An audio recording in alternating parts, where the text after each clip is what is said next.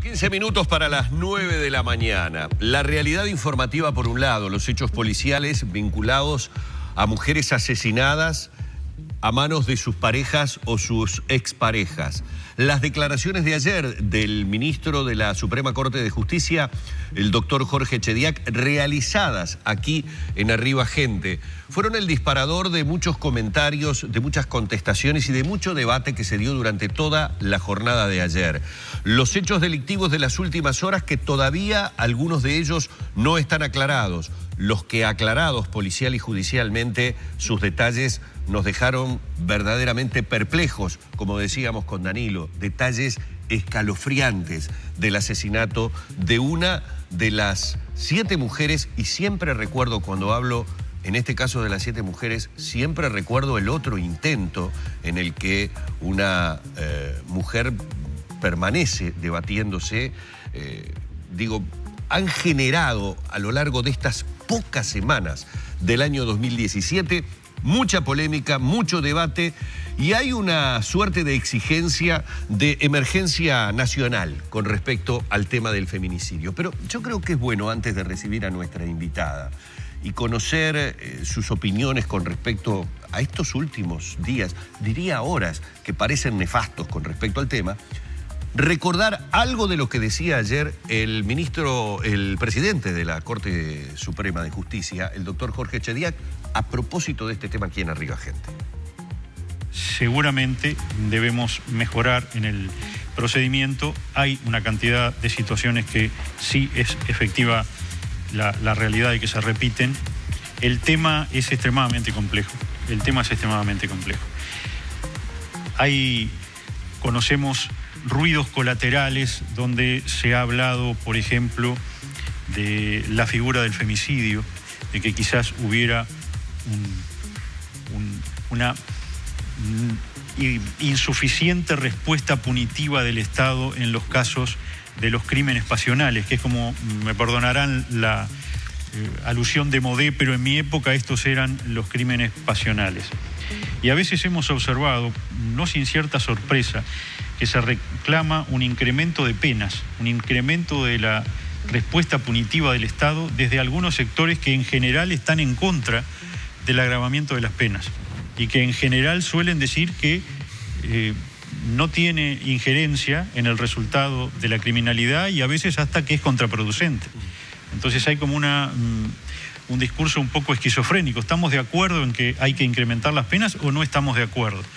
Porque si estamos de acuerdo siempre, y si no estamos de acuerdo porque entendemos que no funciona, no estamos de acuerdo. Si hablamos del caso concreto del crimen pasional, del delito de violencia doméstica, curiosamente en esta situación podemos postular que los efectos disuasivos del agravamiento de la pena juegan en mucho menor manera que respecto de los delitos comunes.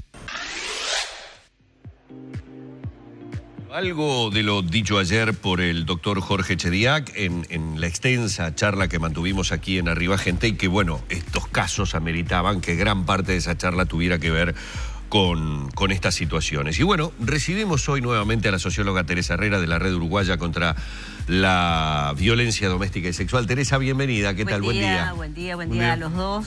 Como siempre, muchas gracias por invitarnos y por darnos este espacio para poder poner nuestra voz.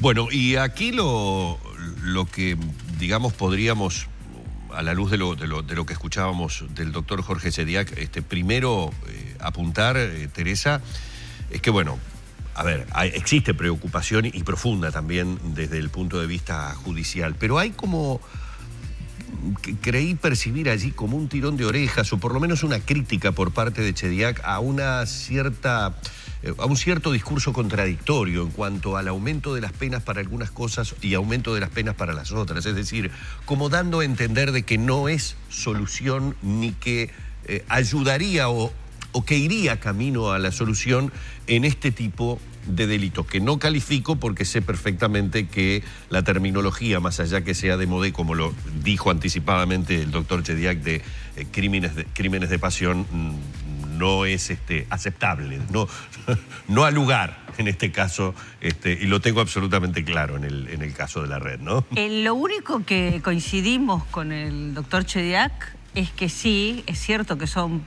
problemas muy complejos. El único tema es que él no se ha ocupado de conocerlos. Y nosotras sí. Entonces, cuando hablamos de conocer ese proceso, y recalco la palabra proceso, porque justamente nuestra oposición al crimen pasional es porque esto no es una situación... Las muertes de las mujeres son siempre crónicas de una muerte anunciada, por parafrasear la novela de García Márquez. Siempre se sabe antes que esa mujer, más tarde o más temprano, corre por lo menos el riesgo de la muerte.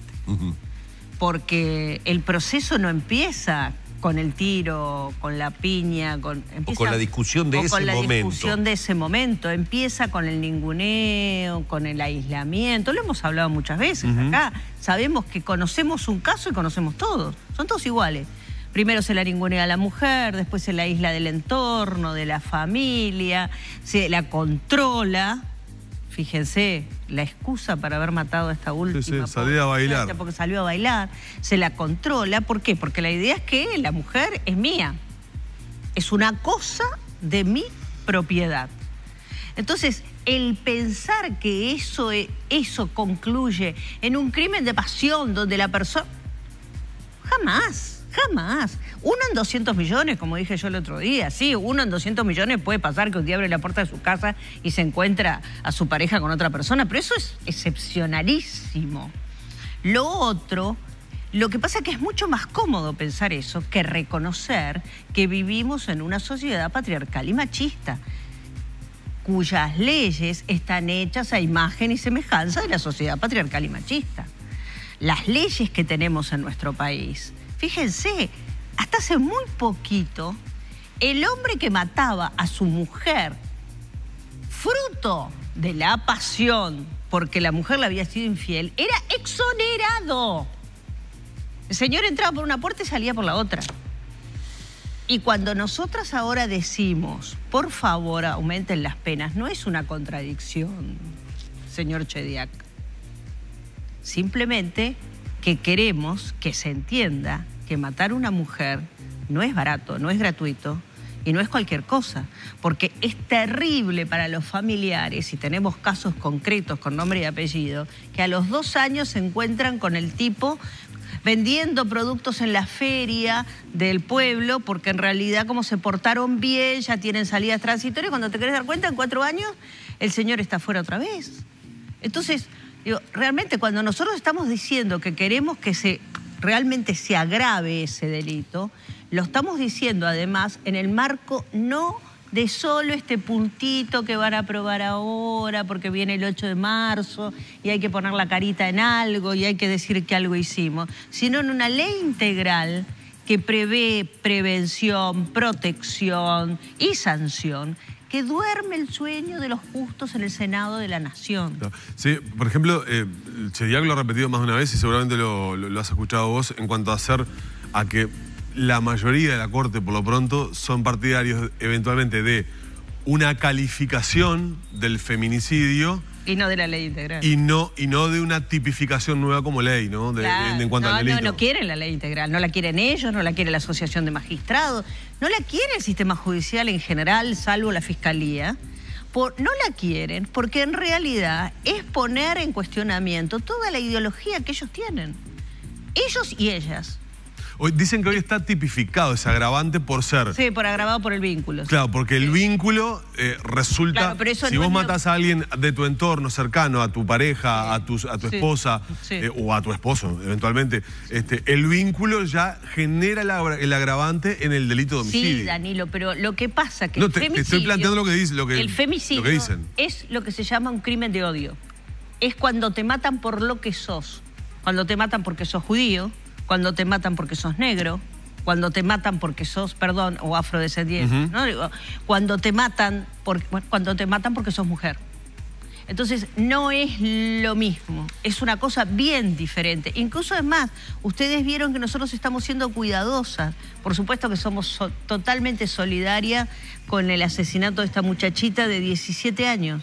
el último. Sí. Pero todavía no lo estamos calificando de femicidio. Porque no está aclarado. Porque no está aclarado, porque no sabemos si le mataron 2 balas perdidas, porque no sabemos... Es decir, no sabemos si la mataron por ser mujer.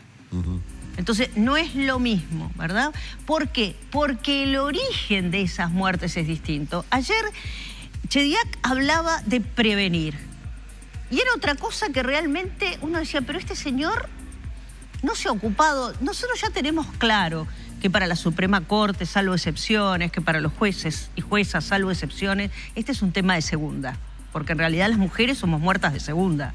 Porque se hace mucho más lío por el fútbol, donde muere muchísima menos gente, que por nosotras, que llevamos, ya sabemos, las cientos de muertas, y lo que va del año es escandaloso.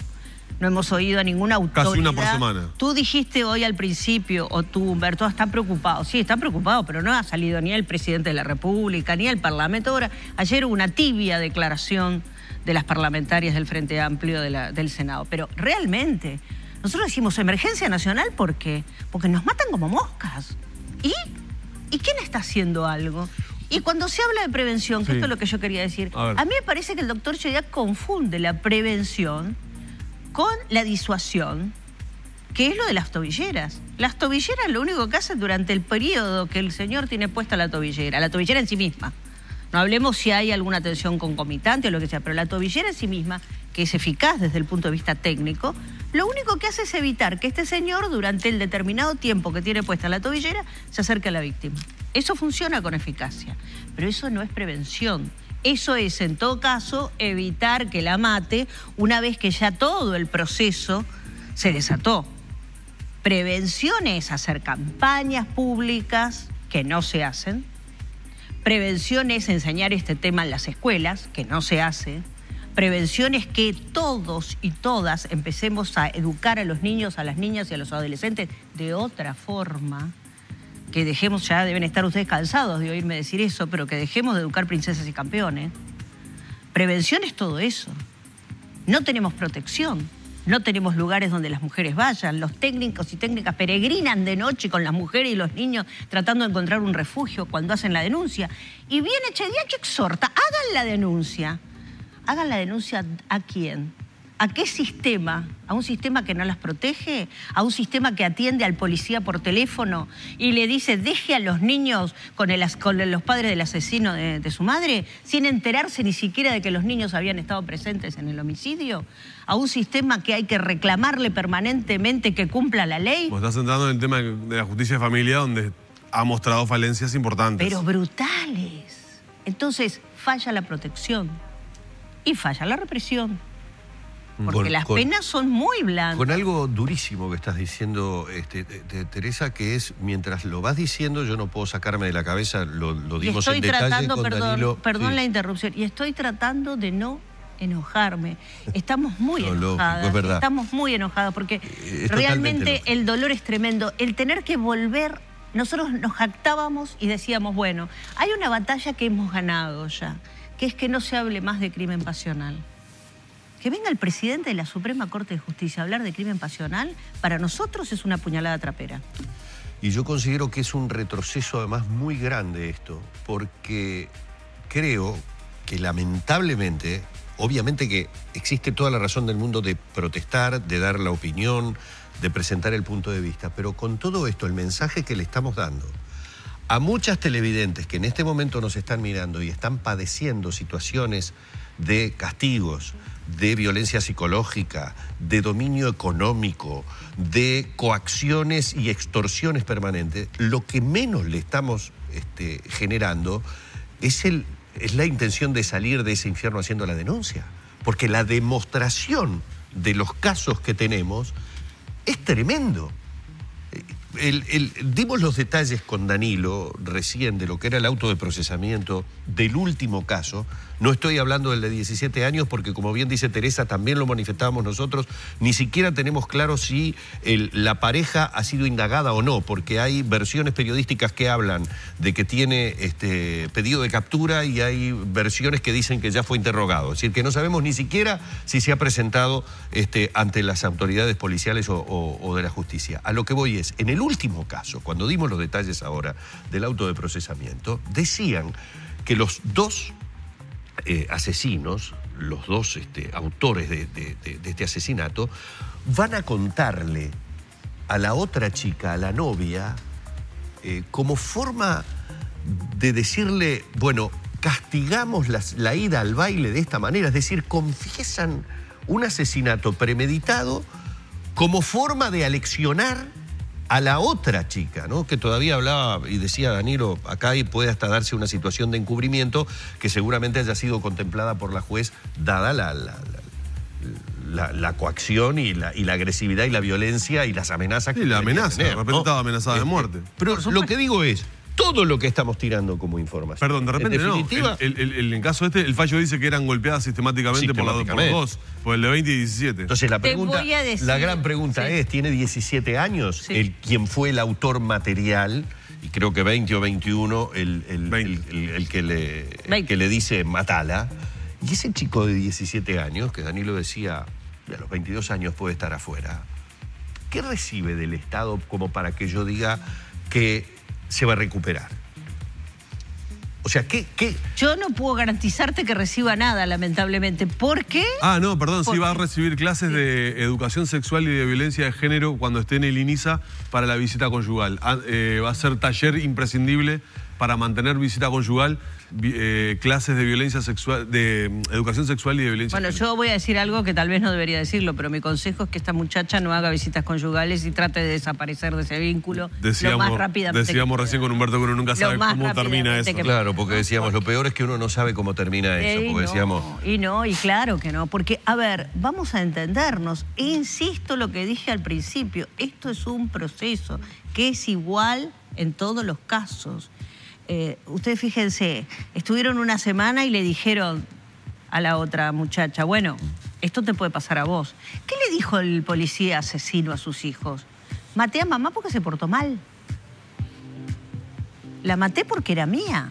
Sí. Y eso está metido en nuestra cultura. Hizo algo malo que lo hizo enojar mucho a su papá. Eso está metido en nuestra cultura. Cuando el señor presidente de la Corte dice es un crimen pasional porque es fruto de los celos, del no sé qué, en el fondo está reconociendo que más allá de los discursos políticamente correctos, todavía seguimos pensando que son muertes inevitables, porque son problemas personales entre dos personas, entre alguien que tiene celos y otra que se porta mal, que lo hace enojar. Vos fijate qué malas que somos las mujeres, que hacemos enojar a los hombres hasta el punto que los sacamos y entonces ellos terminan pegando o matando. Mientras sigamos pensando así, mientras sigamos sintiendo así, las mujeres nos vamos a seguir muriendo. Y por eso no quieren aprobar la ley integral. Porque esa ley integral, que tiene más de 100 artículos, prevé, porque está hecho por técnicas y técnicos, sobre todo por técnicas que conocen muy bien estos procesos, prevé todos los procesos, porque no se quiso dejar librado a la posterior reglamentación de la ley. Por eso es tan larga. Y por eso, porque si no, ¿cómo se explica uno que una ley presentada por el Poder Ejecutivo al Parlamento, con la aprobación de las organizaciones de la sociedad civil, en un Senado donde hay mayoría parlamentaria, ¿por qué vamos por 6 artículos aprobados? Dentro de 10 años capaz que tenemos ley integral. Ahora, la bancada del Frente en las últimas horas habló de la necesidad pronta de aprobar justamente el tema del feminicidio. Sí, precioso parche. Pero no es lo que están pidiendo ustedes, evidentemente. Es decir, nosotros no estamos pidiendo solo, como nos acusó ayer acá Chediak, el agravamiento de las penas. Nosotros no estamos pidiendo... poner la figura de femicidio en el Código Penal lo pidió el Ministerio del Interior. Nosotros apoyamos la ley integral. Un tecnicismo o una aclaración, porque recién lo buscábamos en el diccionario de la RAE. La palabra femicidio, tal como está propuesta por el texto de ley del Frente Amplio, yo busqué en la RAE y no existe. Existe feminicidio. ¿Cuál es la diferencia? La diferencia entre uno y otro, hay varias bibliotecas. Sí. Pero digamos, por lo menos la que más aceptada, como todo proceso de ciencias sociales, estamos caminando y estos temas son muy nuevos. Bien. La diferencia entre uno y otro es que uno es cuando el Estado no protege y el otro es cuando el Estado protege. O sea, el femicidio sería cuando el Estado se hace cargo y protege. El feminicidio es cuando el Estado es cómplice. Por ejemplo, México. donde no existen prácticamente leyes que protejan a las mujeres sobre estas cosas. O, digo, este proceso que se está iniciando en Rusia. O sea que en la actualidad estaríamos frente a situaciones de feminicidio y de aprobarse legislativamente pasaríamos a femicidios. Pasaríamos a femicidio. Esa es la interpretación. También hay, claro, pero también hay algunos que te dicen que como está la 17.514, a pesar de que no esté con ese nombre, pero en realidad ya hay leyes que protegen o agravan el hecho de que una mujer sea asesinada. Es una discusión más bien teórica. Sí, obviamente. Técnica, digo, que en realidad hace y no hace, hace al fondo del asunto en términos que lo que intenta es presentar cómo se comportan los estados con respecto a esta situación. Pero el tema de fondo, que es si realmente entendemos que estos son crímenes de odio o no, ese es el tema de fondo. Y si realmente entendemos cuáles son las causalidades de esto. Porque si yo me remonto a las causalidades reales, tengo que empezar por decir la baja participación política de las mujeres, que ganemos menos salario, que hagamos el 70% del trabajo no remunerado del país, que tengamos un 15% de embarazo adolescente sin protección, etcétera, etcétera. Es decir, todos esos puntos que nosotros estamos poniendo en la declaración de la red para el 8 de marzo, todos esos puntos son los que convergen tipo embudo en esta exacerbación del machismo, que es la violencia machista y que es la muerte de las mujeres. Pero si no entendemos todo lo anterior, si no hacemos prevención de todo lo anterior, insisto, nos vamos a seguir muriendo, nos van a seguir matando. La sensación que a uno le queda, Teresa, es que más allá de que seguramente la convocatoria del 8 va a ser multitudinaria, de hecho aquí estuvimos también tratando el tema y hablándolo con Marcelo Abdala, justamente por la adhesión, con un paro, etcétera, etcétera. A ver, pero con todo respeto por todos los actores que momentánea y circunstancialmente ahora puedan aparecer, me parece que ni siquiera es una ola, es como una onda en la que de repente se genera una pequeña cresta de visualización del problema, que no deja de ser solo la punta del iceberg, y que después lentamente todo vuelve a su cauce normal, volvemos a otros temas, a otros problemas, a otras cosas, hasta que nuevamente tenemos que dar la noticia de una situación de la muerte de una mujer. Es decir, me da la sensación de que hay de fondo una cosa juzgada. Totalmente, porque insisto, están totalmente convencidos de que estas muertes son inevitables. La gran diferencia, el gran corte en esto, es que nosotras pensamos que estas muertes son evitables y que no se evitan porque hay una cultura machista que las protege y que se expresa en las instituciones del Estado. Antes de despedir, Teresa, decías recién y me parece interesante saber si hay alguna evaluación con el tema del uso de la tobillera. Decías, la tobillera no es prevención, es disuasión, o sea, disuade en el momento que quien la está utilizando se acerque y de hecho podamos tener una nueva víctima. Pero hay un periodo para la utilización de la tobillera. ¿Ha dado resultado la tobillera en que la actitud agresiva del hombre se modifique una vez que ha pasado por esa situación? Es decir, como si ese periodo le permitiera reflexionar y tranquilizarse. Nosotros, digo nosotros porque yo participé como especialista sectorial, OPP hizo una evaluación, AGEP, OPP hizo una evaluación de objetivos de la tobillera, evaluación que se terminó en el mes de diciembre y que supongo que se estará presentando ahora en el mes de marzo. Bien. No hicimos una evaluación de impacto, por lo tanto no hicimos seguimiento posterior de los ofensores, más allá de ver su porcentaje de reincidencia o cosas por el estilo, que no estoy autorizada todavía en este momento a decir, porque bueno, como estoy diciendo, se va a hacer público en marzo. Sí puedo decir, porque eso es público y notorio, la efectividad técnica de la tobillera durante el periodo que es colocada, sí, sin duda alguna. Es decir, no ha habido ningún caso en el cual una mujer en un proceso de tobilleras haya tenido una agresión, porque la respuesta del Ministerio del Interior en esto ha sido muy efectiva. Se está pensando en extenderla al conjunto del país. Esa es otra crítica también que le podemos hacer al doctor Chediak. Él dijo, porque no se colocan más tobilleras. El doctor Chediak sabe mejor que yo que las tobilleras se colocan a pedido de los jueces. No puede ir alegremente el Ministerio del Interior o las organizaciones de la sociedad civil a colocar tobilleras cuando considera que hay factores de riesgo.